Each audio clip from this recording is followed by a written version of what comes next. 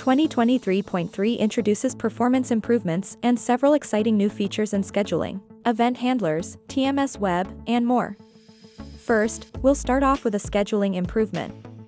You can now bulk delete slot groups, saving you time when working with products and projects. In version 14.4, we introduced the possibility to prevent unqualified graders from completing a form.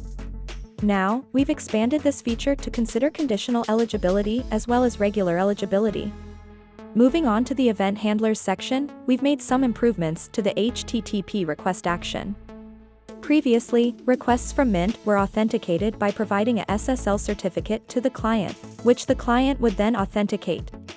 Now, you have the option to configure a two-way authentication where the client, after authenticating the server, sends its own certificate back to the Mint server for authentication.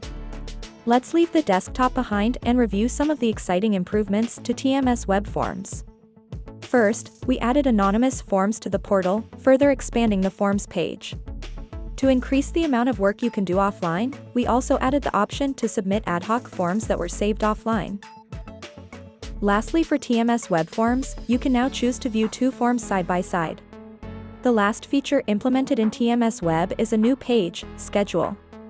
You can view and navigate through your assigned events on this page.